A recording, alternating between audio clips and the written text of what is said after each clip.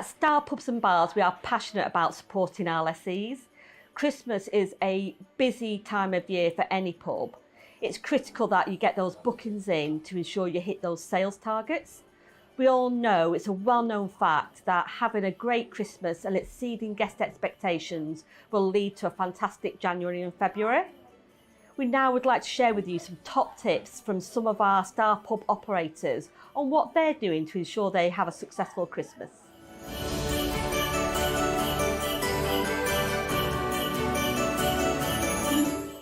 So this year we designed a menu with our suppliers and our kitchen team that allows us to still use local products so we can still support our local businesses, but still delivers us our GP in-house and still delivers great food to our customers. We're going to source our products a lot more locally this year. We've always been reliant on the bigger supply chain, but we've had a lot of issues with actually just getting hold of products and having menus on the item that we just can't get, and then they're difficult to replicate. For our set main meal for Christmas Day, comes in at £80 per head. It's trying to be consistent with the food preparation. I try and do some batch cooking so it saves time, so you can portion it, get your yield out of your products. Our Christmas Day offer is champagne and canopies on arrival. So although it's quite a pricey menu for a 3-course dinner, they do feel that they're really getting that experience of being somewhere really special. In terms of making sure that it's seen as premium, we're investing not only in the crockery, the cutlery, the tableware this year as well, just a total kind of fresh look on there, just to make sure that everything marries up really well together.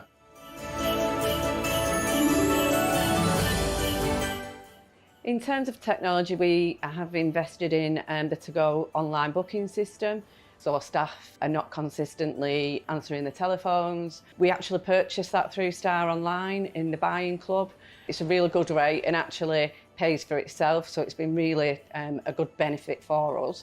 It's driven extra bookings because people can see online and they can look at the food online and then actually just book without waiting for a telephone call. So in terms of advertising, it's always post-bank holiday, so beginning of September, get August out of the way, that's when we need to hit it. But to be able to start then, we need to start now, if not a month ago. We have social media, we use Facebook, we use Instagram, we have your posts in-house. Everything is done either through the phone, email or in person. We've got a really good footfall here, so we'll make sure the advertising outside, front and sides, is really well designed and visual for people passing by. With the larger bookings especially, because that's who we're going to try and target in terms of offices, schools. We want to target them at the right times. We really don't want them too many of them at weekends when we're going to be generally busy anyway.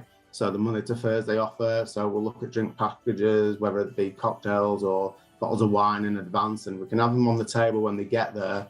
Then the chances are that they'll go and they'll start ordering more at the full price. So it all works kind of well for everyone. We will be doing lunch with Santa, and we will also do a Christmas carol evening just before Christmas or midweek when it's a little bit quieter. It's an opportunity to get people in. We've got local brass bands around here and they come in and do a bit of Christmas carols. I do a kids' Christmas pyjama party. We get the children to come in around 6 p.m. already in their Christmas pyjamas.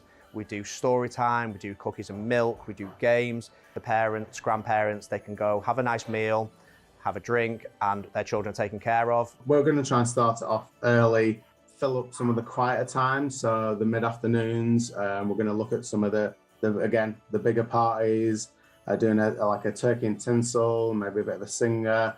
Means we can accommodate the bigger parties, but also with a smaller menu, a smaller appetite, means we can be a bit more competitive. Throughout December, we will do lots of sort of offers on drink, and we'll do lots of advertising on that. We do Fizz Friday, but we'll extend that through December. David always comes out and talks to customers and asks them about their experience, and people love that. I find the best way to get customers to indulge a little bit more, first and foremost, is to have your staff to be very attentive, make sure that you're upselling secondary drinks, desserts, things like that. We also offer a new cocktail menu that we do specific for Christmas, and there's just a million ways that you can upsell and help customers spend a little bit more money. Tips over Christmas period, All it is good service. There's opportunities to upsell. Second drinks is easier. You're taking the labour, the effort out of it for the customer, and they'll love you for it.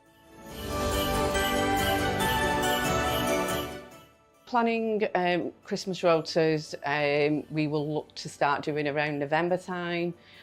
We will put a little notice out to staff to say when they want to work, what shifts they can, how many shifts they can fit in.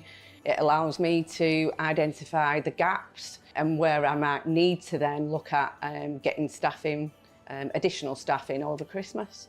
To deliver what we want to deliver, we need the team there. So, making sure that we're recruited early enough and make sure that there's enough talent within the team. If we're looking at doing cocktails, we've got the people, putting the right people in the right places in terms of delivering it. So the ones who are quicker at doing certain tasks, we might need to manage that. Staffing issues on Christmas Day is probably one of the hardest jobs for a general manager. You want to keep your staff happy, but you also want to have your best team available that you possibly can. I operate a system here that is a 50-50. Half of the staff will work Christmas Day, the other half will have it off, and then vice versa, they'll take off Boxing Day. New Year's Eve, myself and one member of staff will deliver service and we'll stay open for our customers, and I tend to give my staff New Year's Eve off. But ultimately, we just try not to overwork the staff. We try to be clever with our bookings, and it's all about delivering the service for our customers, but ultimately looking after my staff who help us what we are. I think for me, we want to look after them. We want to make sure that in the new year, we can take them out for a nice meal as a way of a thank you.